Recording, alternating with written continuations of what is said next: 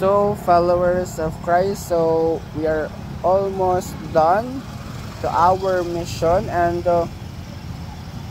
hallelujah. So, halos marami kami napuntahan sa loob ng 3 araw.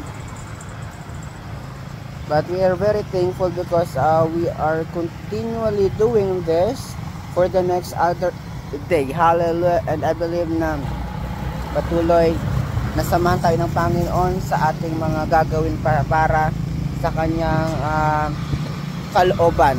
Hallelujah. For right now we are just waiting.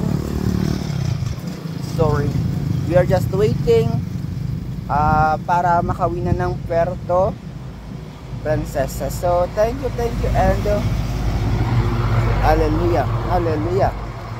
Shalom.